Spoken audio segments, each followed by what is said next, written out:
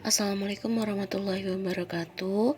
Saya Ayulan Kurniansi, mahasiswa PPG Jalan Guru, Universitas Muhammadiyah Sumatera Barat, ingin menjelaskan tentang topik 2 koneksi antar materi, prinsip pengajaran asesmen.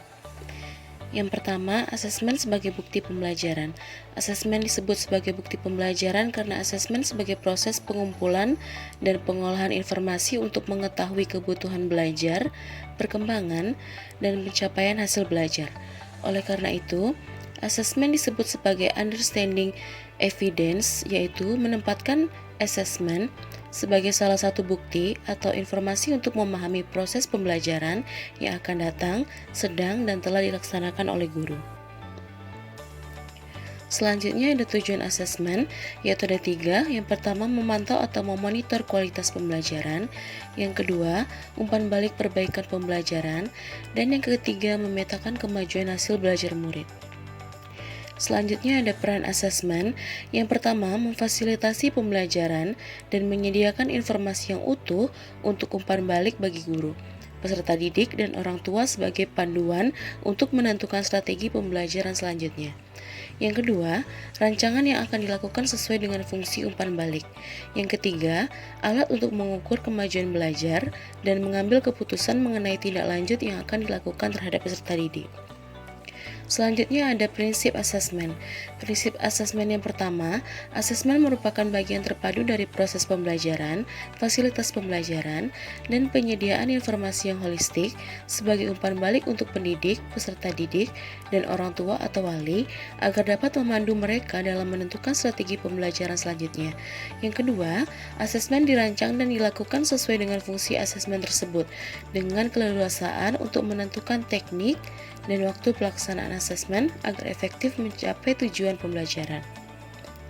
Prinsip selanjutnya, asesmen dirancang secara adil, proporsional, valid, dan dapat dipercaya untuk menjelaskan kemajuan belajar, menentukan keputusan tentang langkah, dan sebagai dasar untuk menyusun program pembelajaran yang sesuai. Selanjutnya, laporan kemajuan belajar dan pencapaian peserta didik bersifat sederhana dan informatif, memberikan informasi yang bermanfaat tentang karakter dan kompetisi yang dicapai, serta strategi tindak lanjut. Prinsip yang selanjutnya, hasil asesmen digunakan oleh peserta didik, pendidik, tenaga kependidikan, dan orang tua atau wali sebagai bahan refleksi untuk meningkatkan mutu pembelajaran. Selanjutnya ada macam-macam asesmen. Yang pertama ada asesmen awal. Karakteristik peserta didik yang berbeda-beda dapat diketahui dengan melakukan asesmen awal atau asesmen diagnostik. Yang kedua ada asesmen formatif. Asesmen formatif adalah asesmen yang berorientasi pada perkembangan kompetisi peserta didik. Sepanjang proses pembelajaran, guru dapat mengadakan asesmen formatif untuk mengetahui sejauh mana tujuan pembelajaran sudah dicapai oleh peserta didik. Yang ketiga, ada asesmen sumatif.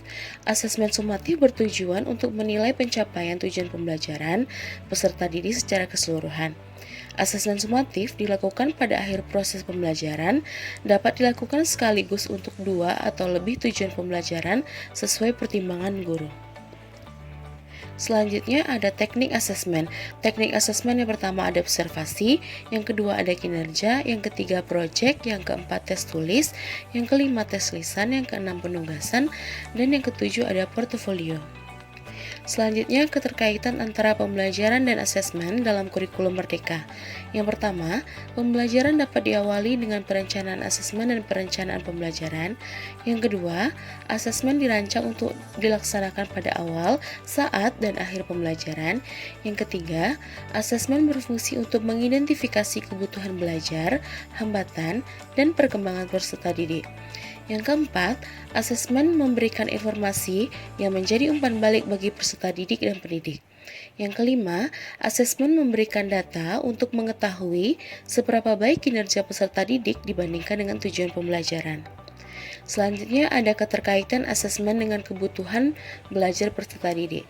Hubungan antara asesmen dan kebutuhan belajar peserta didik adalah ketika guru menggunakan hasil asesmen untuk mengidentifikasi kebutuhan belajar peserta didik. Metode ini memungkinkan guru untuk mengenali kebutuhan belajar siswa, baik mereka yang memiliki kemampuan di bawah rata-rata atau di atas rata-rata. Informasi ini kemudian digunakan sebagai dasar untuk merancang strategi pembelajaran yang sesuai dengan kebutuhan individu peserta didik.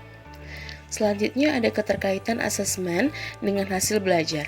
Penilaian digunakan untuk memahami kebutuhan belajar serta mengamati perkembangan dan pencapaian hasil belajar peserta didik.